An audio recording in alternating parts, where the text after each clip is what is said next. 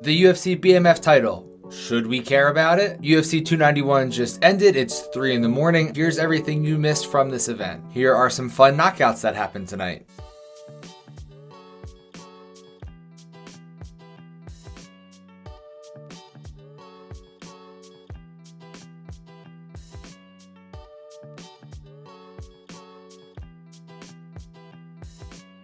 Here are some fun submissions from tonight.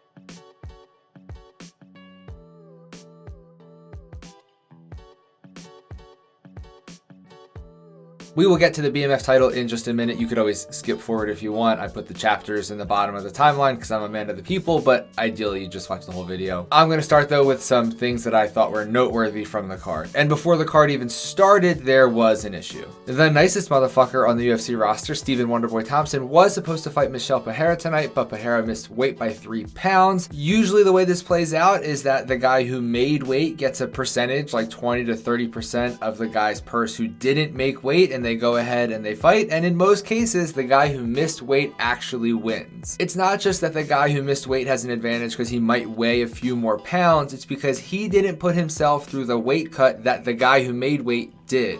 Cutting any amount of weight is super bad for your body, and if you didn't have to do that as much as your opponent, that is a big advantage. There was a chart in an article where someone was logging the results of fights where someone missed weight, but again, it's like 3 in the morning, I can't find it, so you're gonna have to just take my word on this one. Wonderboy said in his statement that he hopes to encourage other fighters to do what he did in this situation, just refuse to fight the guy who misses weight. This is the right mentality, but there are 2 flaws with it. Number 1, Stephen Wonderboy Thompson is financially in a different spot than someone who's just coming into the UFC. I know that he's made a lot of money from fighting, but if you're a guy who's making 10K and 10K on the prelims, you're probably not in a position to say, I just won't get paid today, I'm not gonna take the fight, I'm okay with that. Also, Wonderboy isn't going anywhere. They're not gonna cut one of the most popular guys in the organization because he made life difficult, sort of, for them one time. He's a fan favorite, but that's not the case for everyone. How many times have you heard Dana White say, oh, the guy just doesn't want to fight, about someone that he doesn't like? I think he said that about Francis Ngannou recently. If you make life hard for the UFC by refusing to fight someone who missed weight, you might be right out the door behind them because they don't want to deal with you. Be a company man and all that. Should more people turn down fights if their opponent misses weight? Yes, they should. Will they? I don't know about that. But in this case, Stephen Wonderboy Thompson was 100% right to not take this fight. Let me know in the comments if you think he should have still fought or what he did was the right thing to do. Is Derrick Lewis finally ready to make a legit run at the heavyweight title? Derrick Lewis is a fighter that is pretty universally liked. I always get excited when I see he has a fight coming up. He came into this fight at UFC 291 much leaner. Still his hilarious self, but much leaner. His new physique might say that he's more committed to fighting, and he's maybe realized that he can't just swang and bang with the upper echelons of the heavyweight division, and maybe he's taking things more seriously and knowing that if he gets in trouble and can't just knock anybody out, he needs to be in a little bit of better shape. I know that I'm getting ahead of myself because he just snapped a 3-fight losing skid, but when you look at who's ahead of him in the heavyweight division, I definitely think there are some winnable fights there for him. I don't think it's out of the question that at 38 years old, which is old for everyone who fights not in the heavyweight division, I still think that there's time for a lean and mean Derrick Lewis to make a legit run for the heavyweight title. And I hope it happens. I am a fan. Get involved in the comments and let me know who you want to see Derrick Lewis fight next. Very dramatic lighting change. Tony Freguson. I think it's time the sun sets on the career of Tony Freguson. Coming into this fight at UFC 291, Tony Freguson was on a 5-fight losing streak. That is quite a fall for a guy who everyone at one point thought was the best guy who could possibly beat Khabib.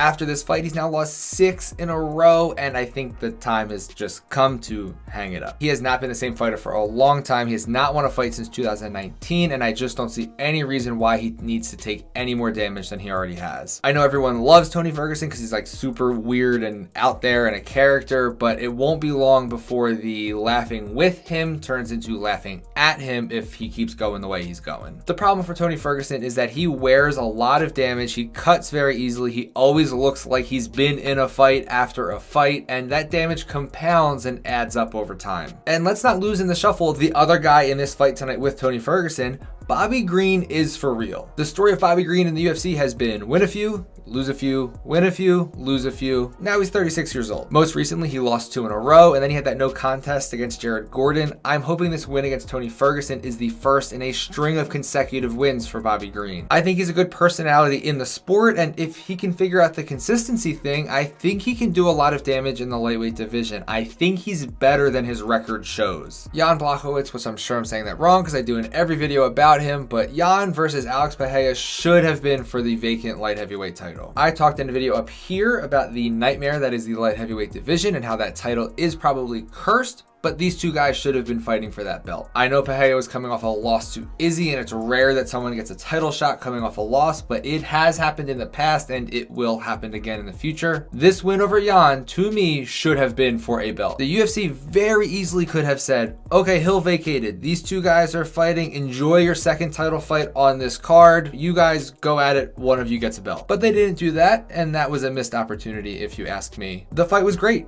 I loved it. It should have been for a belt given what the situation was / is. I guess at light heavyweight, Yuri is now the #1 contender, and you make that fight next when / if he's healthy. The BMF title, the baddest motherfucker. You'll be surprised, but I liked the fight.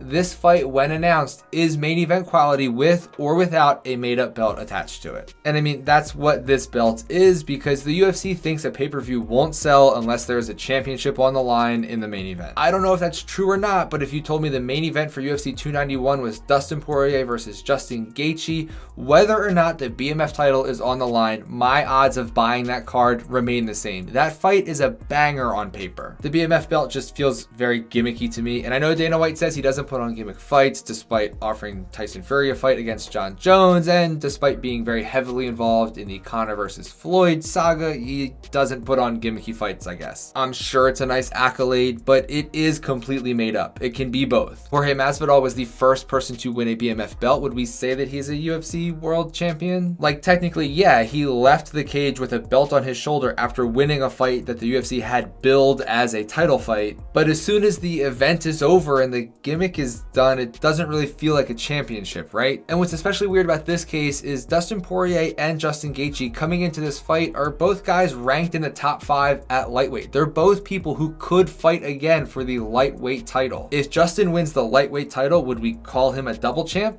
Probably not, right? And I think that kind of proves my point that this isn't a real belt. If there are statistics that a championship belt is required to sell a card, please let me know in the comments and I will happily admit that I am wrong. But for a fight like this, I just don't need this belt. Feels very pro wrestling, and that's not what our sport is. But now it's 3:30 in the morning and my kids are gonna wake up in like 2.5 hours. So I'm gonna wrap this up and say thank you so much for watching. Please subscribe to the channel. I will hopefully see you all in the next video, and now I'm gonna go pretend to get some sleep.